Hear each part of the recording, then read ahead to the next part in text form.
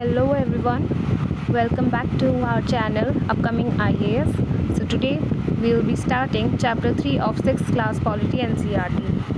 So we have already completed unit 1. Now we are moving on to unit 2. So unit 2 is all about government and chapter 3 name is what is government.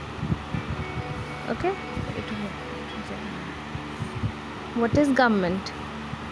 You must have heard the word government mentioned several times in this chapter. You will learn about what a government is and important role it plays in our lives.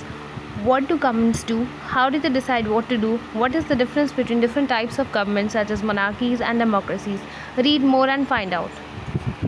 You can see the small snippets given over here. If you want, you can pause the video and read them. We can skip this portion right now. So every country needs a government to make decisions and get things done. These can be decisions about where to build roads and schools, or how to reduce the price of onions when they get too expensive, or ways to increase the supply of electricity. The government also takes action on many social issues. For example, it has several programs to help the poor. It does other important things such as running postal and railway services. So today what I'll do, I'll first read out the whole chapter, then I'll give you the summary of the chapter.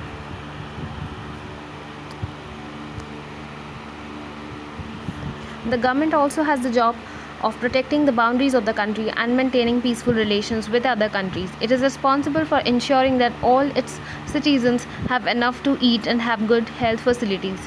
When there are natural disasters like the tsunami or an earthquake, it is the government that mainly organizes aid and assistance for the affected people. If there is a dispute, or if someone has committed a crime, you find people in a court. Courts are also part of government.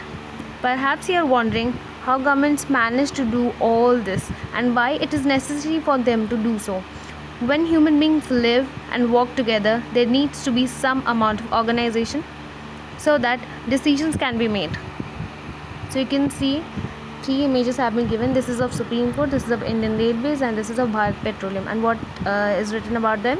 Some examples of institutions that are part of the government. So first one is about a Supreme Court, as I told you, and the right side is of Indian Railways, and the left lower extreme it is Bharat Petroleum. Okay, so getting back to our topic, we can skip this portion right now.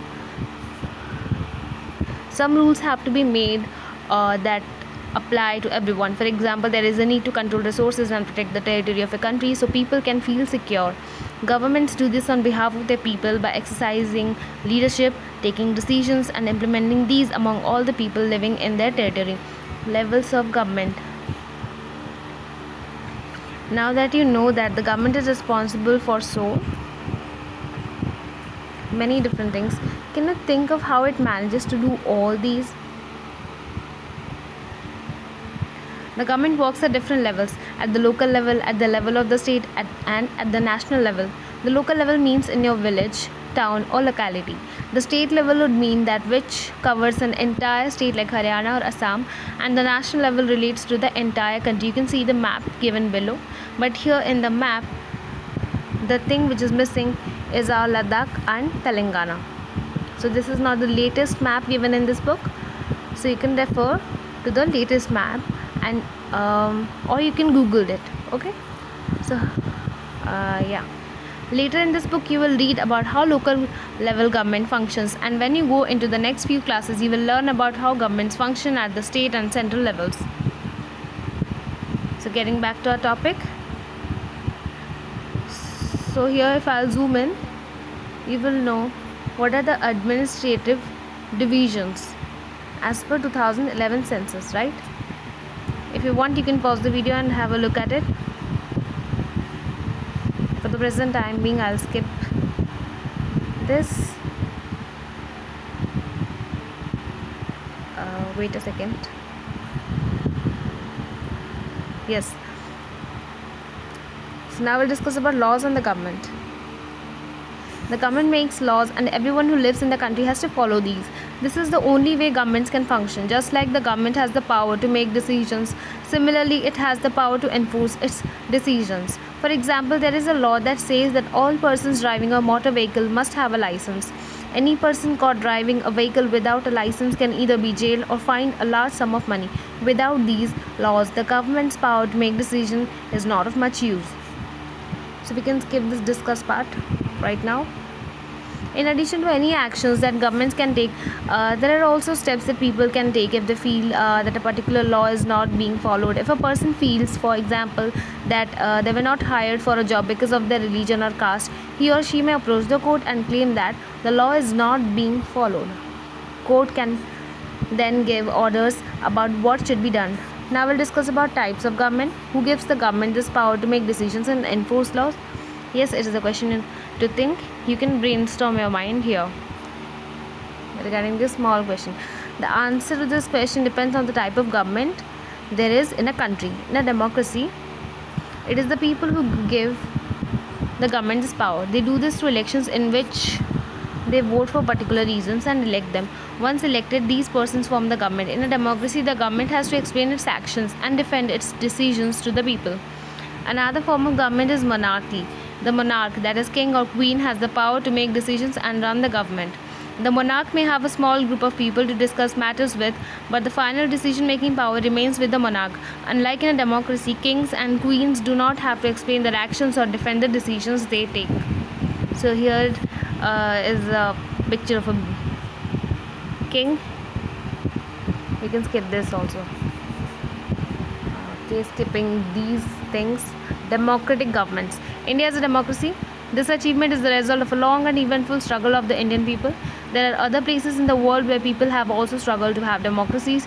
You know now that the main feature of a democracy is that the people have the power to elect their leaders.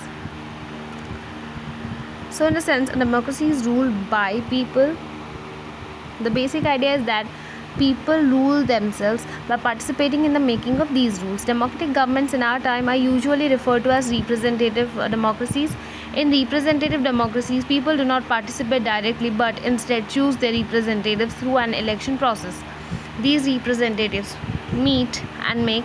We'll continue the rest from the next page. Let's look at the snippet that is given here within the box. Now where in the world have governments willingly shared power? Okay, all over Europe and USA, women and the poor have had to fight for participation in government. Women's struggle to vote got strengthened during the First World War. This movement is called the women's suffrage movement, as the term suffrage usually means right to vote. During the war, many men were away fighting, and because of this, women were called upon to do the work that was earlier considered men's work. Many women began organizing and managing different kinds of work. When people saw this, they began to wonder why they had created so many unfair stereotypes about women and what they were capable of doing. So women began to be seen as being equally capable of making decisions. The suffragettes demanded the right to vote for all women, and to get the demands heard, they chained themselves to railings in public places. Many suffragettes were imprisoned and went on hunger strikes, and they had to be fed by force. American women got the right to vote in 1920, while the women in UK got to vote on the same terms as men some years later in 1928. So we'll continue this line. These representatives meet and make. You can see an old person giving his vote. Voting in a rural area, mark is put on the finger to make sure that a person casts only one vote. So decisions for the entire population. These days, government cannot call itself democratic unless it allows what is known as universal adult franchise. Right? This means that all adults in the country are allowed to vote. But it was not always like this. Can you believe that there was a time when government did not allow women and the poor to participate in elections? In their earliest forms, government allowed only men who owned property and were educated to vote.